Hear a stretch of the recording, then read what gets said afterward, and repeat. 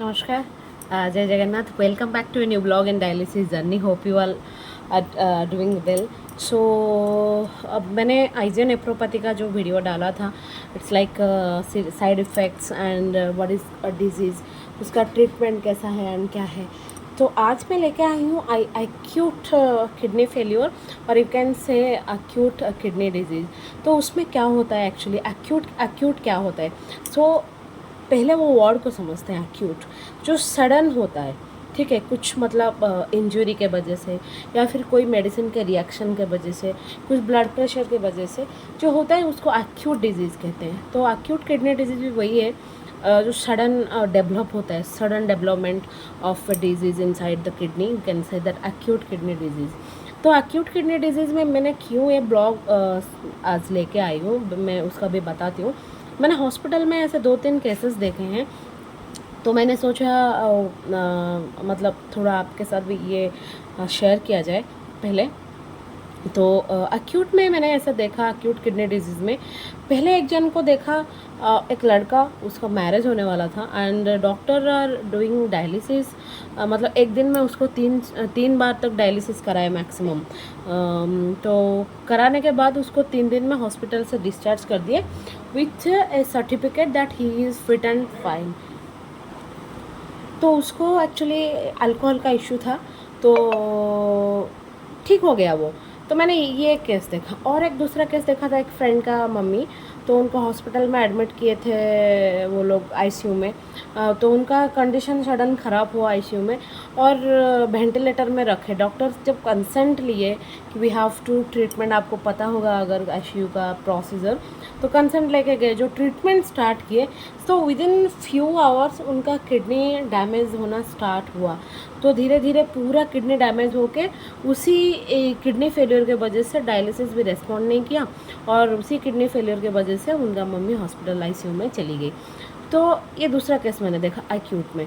सो कभी कभार एक्यूट मतलब जैसे सडन डेवलप होता है acute kidney disease due to, मैंने जो बताया जो रीज़न है, कुछ इंजरी के वजह से, कुछ मेडिसिन रिएक्शन के वजह से and like suppose you have some kidney stone and any other thing, you can जो भी पोटेंशियल रीज़न हो सकता है, तो कभी कभार ठीक भी हो जाता है। अब कभी कभार मतलब इतना ओवर्स हो जाता है कंडीशन, पेशेंट की डेथ भी हो जाती है। तो उसमें आपको क्या करना चाहिए naturally. So when ever you market something different about your kidney, like आपके यूरिनेशन में प्रॉब्लम हो रही है, आपको कुछ भी सिम्टम्स ऐसा लग रहा है like your swelling in your body, और रात को नींद नहीं आ रही है, खाना पीना ठीक से हजम नहीं हो रहा है, यू आर फीलिंग वेरी डिजी, काम करने का मन नहीं लग रहा, थका बहुत जल्दी होती है, थकावट, you will feel always like बहुत सारे काम कर लिया आपने, मतलब सोने का मन कर रहा है। तो अगर ये सब कंडीशन आप में डेवलप हो रहा है तो you should go for a health care checkup and mostly you should go for a particularly kidney function test, KFT.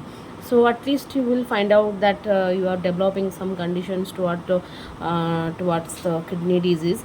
So that कि आपको फर्दर जो भी आपको किडनी डैमेज अगर हुई है या फिर फर्दर जो भी होगी उसमें से आप बच सकते हैं। सो मैं यही बताना चाहूँगी, सो prevention is better than cure.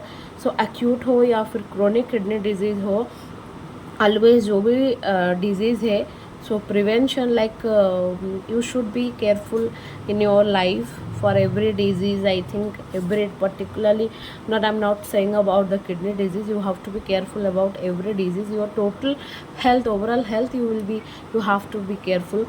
And बहुत सारे ऐसे और डिजीज़ भी हैं जिनके साइड इफ़ेक्ट से किडनी को भी इशू होता है, लाइक प्रोस्टेट कैंसर अगर हो गया, यूरिन इन्फेक्शन हो गया, यूरिन इन्फेक्शन के वजह से किडनी इन्फेक्शन भी होता है, जो हम लोग के केस में हुआ था।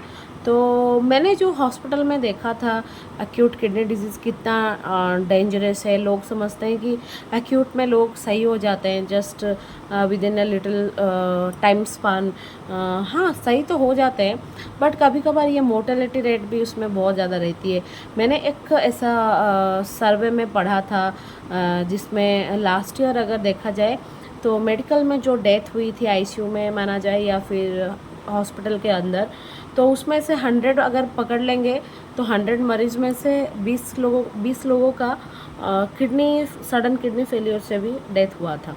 तो सडन मतलब मैं इसमें वो रिपोर्ट में ये भी दी गई थी कि मतलब डायलिसिस के दौरान हुआ था कुछ डेथ, कुछ मतलब हॉस्पिटल ट्रीटमेंट के टाइम किडनी फेलियर की वजह से हुआ था। तो ये सब जो भी हुआ है तो उसमें से 20% लोग किडनी के वजह से मरे हैं। तो आपको नहीं लग रहा है कि you should be careful about your health like your kidney health. And जो लोग आइजन नेफ्रोपैथी में हैं, मैं उन लोगों के लिए बोलूँगी, उन लोग का धीरे धीरे चांसेस है कि किडनी फंक्शन धीरे धीरे उनका ख़राब होता है। बट अगर आप लाइफस्टाइल सही करेंगे, खाना पीना एवरीथिंग, तो जो भी मतलब जो ओर्सन हो रहा है धीरे धीरे वो थोड़ी सी उसका मतलब एक्सेलरेशन कम रहेगा। एंड बहुत टाइम लगेगा आपको वो एंड स्टेज रेनल डिजीज़ पे पहुंचने के लिए, and all about that dialysis and everything. So I think you should be careful about that. And what I said earlier, prevention is better than cure. So treatment हो आप उससे पहले आप कुछ प्रिवेंशन लें ताकि आपको डिजीज़ ही ना हो। सो मैं और एक चीज़ इसमें शेयर करना चाहूँगी। जब भी मैंने ये चैनल पे कुछ कमेंट पढ़ती हूँ या फिर लोगों के बारे में सोचती हूँ, तो मुझे यही ख्याल आता है कि हम लोग जब स्टार्ट किए थे ये चैनल, तो उस टाइम हम लोग का दिमाग में ये नहीं था कि हम लोग के जैसा मतलब हम लोग जो स्टेज पे हैं अभी फैमिली मतलब देखेंगे फैमिली की तरफ से कुछ मतलब like from the family front, तो बहुत सारे ऐसे चीज़ें हैं जो डिस्कस तो नहीं की जा सकती। But I really feel that सबके फैमिली में ये इशू चल रहा होगा।